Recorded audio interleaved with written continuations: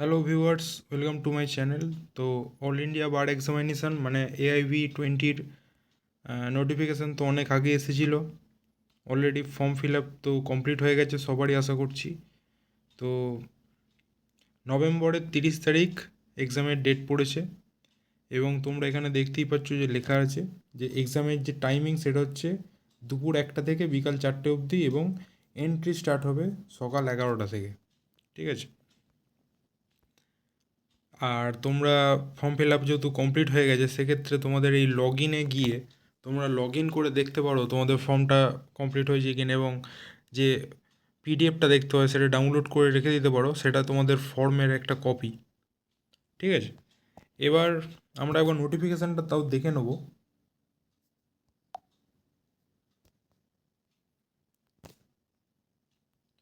তো নোটিফিকেশানের মধ্যে এখানে বলা আছে already last date of correction তো হয়ে গেছে। এবার 15 তারিখ হচ্ছে অ্যাডমিট কার্ড বেরোবে। সেই অ্যাডমিট কার্ড লগ ইন করে তারপর ডাউনলোড করে তারপর প্রিন্ট আউট করে নিয়ে যেতে হবে, এবং এক্সামের ডেট হচ্ছে 30শে নভেম্বর।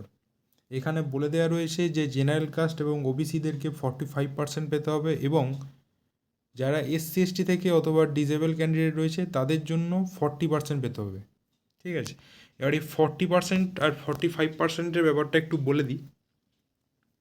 ধরুন এটা প্রতি বছরই হয় যে ধরুন 100টা কোশ্চেন এসছে, এবার সেই 100টা কোশ্চেনের মধ্যে দেখা গেল 5টা কোশ্চেন ভুল। ঠিক আছে।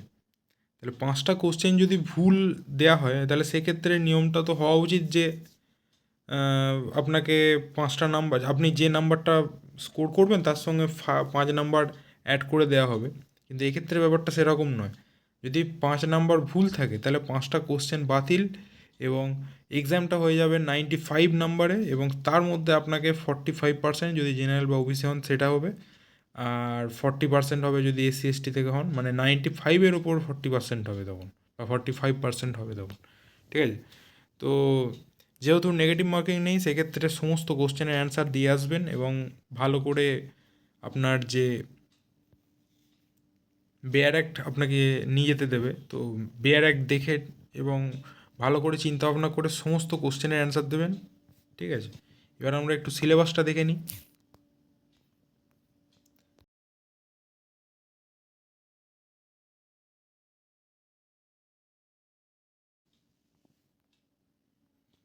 সিলেবাসটা যদি ভালো করে দেখেন তাহলে দেখবেন যে 100 নম্বরের কোশ্চেন থাকে, তার মধ্যে কনস্টিটিউশন থেকে 10 নাম্বার, আইপিসি এবং বিএনএস থেকে 8 নাম্বার, তার মানে আইপিসি থেকে 4 নাম্বার, বিএনএস থেকে 4 নাম্বার, এরকম হবে।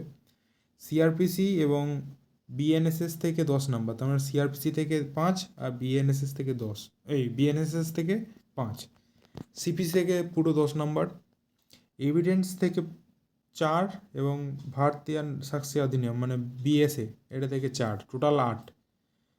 Alternative dispute redressal including arbitration act এখান থেকে 4 নাম্বার, ফ্যামিলি ল থেকে 8 নাম্বার, পাবলিক ইন্টারেস্ট লিটিগেশন থেকে 4 নাম্বার, অ্যাডমিনিস্ট্রেটিভ ল থেকে 3 নাম্বার, প্রফেশনাল এথিক্স এগুলো নিয়ে টোটাল 4 নাম্বার, কোম্পানি ল থেকে 2 নাম্বার। ঠিক আছে। আর বাকি সব থেকে কিছু না কিছু নাম্বার আছে।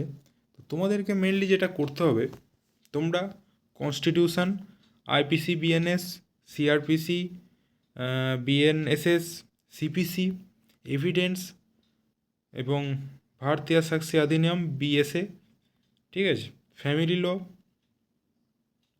এদিকে ল অফ কন্ট্রাক্ট, তার সঙ্গে ল অফ টর্ট, ঠিক আছে।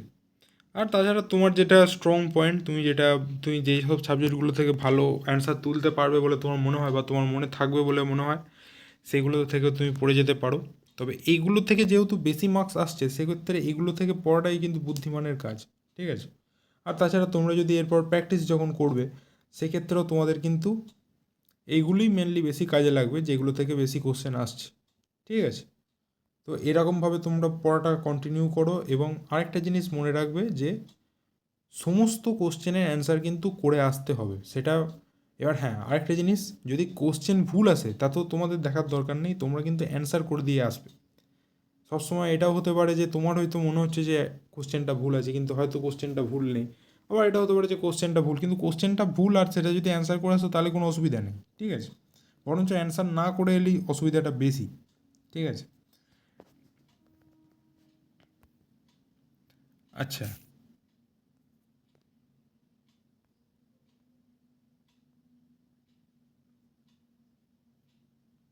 আর এখানে যেমনটা বললাম যে 30 তারিখ তো এক্সাম, তো 30 তারিখ দুপুর 1টা থেকে 4টে অবধি এক্সাম হবে, এবং আপনার এন্ট্রিটা 11:30 থেকে হবে।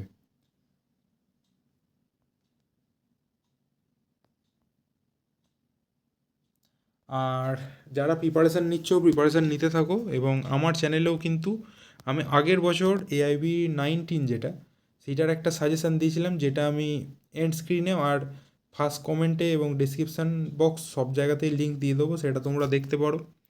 এবং কী ধরনের PDF অ্যালাউ সেটা নিয়েও ভিডিও বানিয়েছিলাম, যদিও পরে আমি জানতে পারছি যে সব রকম বেয়ার একটি অ্যালাউ করবে, ঠিক আছে।